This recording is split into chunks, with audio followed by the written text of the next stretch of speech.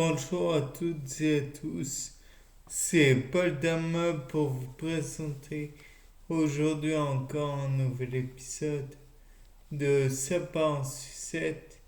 Et aujourd'hui, je me suis dit que je pouvais démontrer ce que je disais à propos des astéracées que sont les pissenlits, entre autres. Mais à mon avis, la possibilité de le faire est valable pour bon nombre de végétaux anémocorés. Donc, dans le cas présent, je me suis demandé comment décrocher les graines en question, à part en soufflant dessus. Bon, ce qui est valable, mais c'est les arracher quasiment. Et on pourrait éventuellement penser à un autre phénomène, à savoir peut-être induire un genre de courant électrique, bien que cela serait dû à des tensions électrostatiques. En somme, deux pelages animaux qui frotteraient l'un contre l'autre, je pense que c'est tout à fait envisageable. Et comme c'est envisageable, autant le faire. De plus,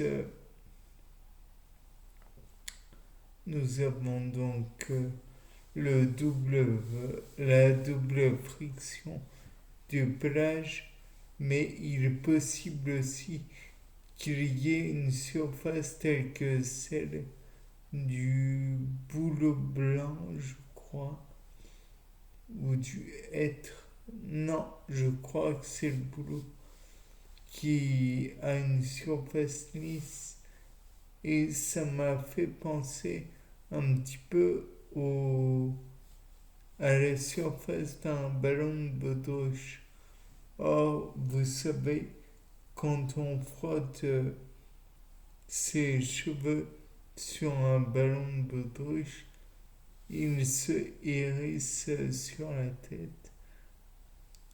Donc je me suis dit que peut-être là encore il y avait une possibilité que le frottement d'un pelage animal sur sur l'écorce du boulot puisse donner éventuellement cet effet d'électricité statique.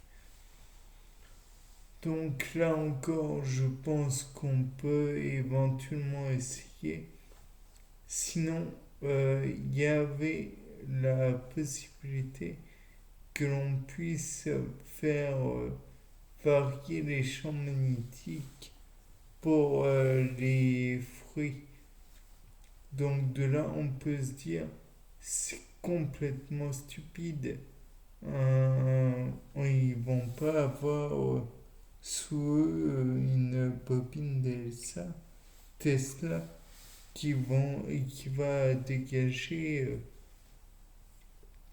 un champ magnétique énormissime. Donc tout d'abord, nous n'avons pas de bobine Tesla sous nos fruits. C'est clair, c'est un fait. Néanmoins, nous avons, entre autres, le champ magnétique terrestre qui, lui, peut dégager quelques Tesla assez, en tout cas, pour nous maintenir, entre autres, faire sur le plancher des vaches. Donc, bien sûr, c'est peut-être pas le seul des des matières qui produisent le champ magnétique.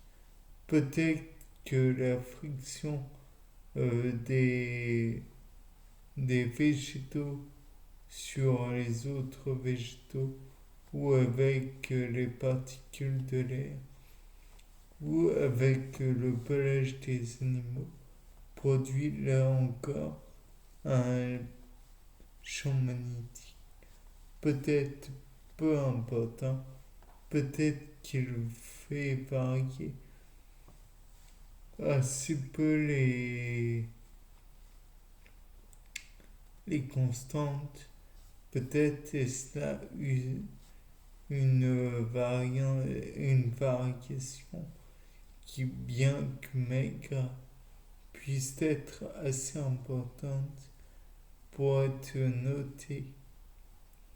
De plus, si l'on envisage le magnétisme dû au frottement des végétaux sur eux-mêmes, il faut savoir qu'il y a tout de même dans les végétaux de quoi faire,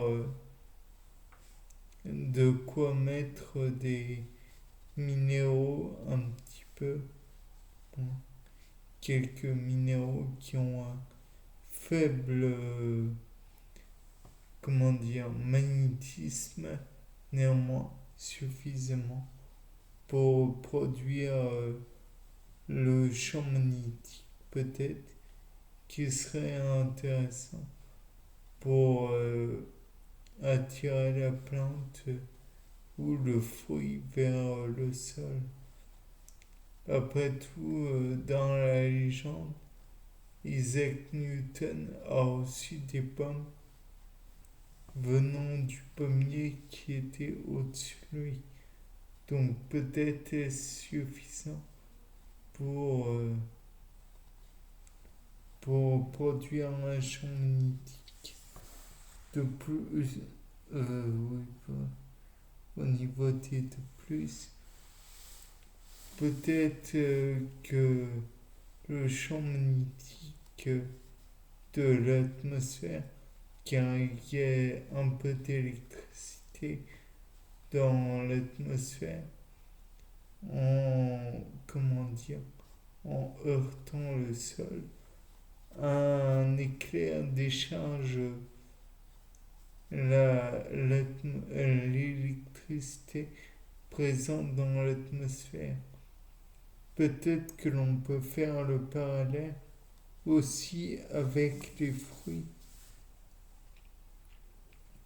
qui en fait déchargeraient totalement le végétal de cette charge électrique qu'il contient.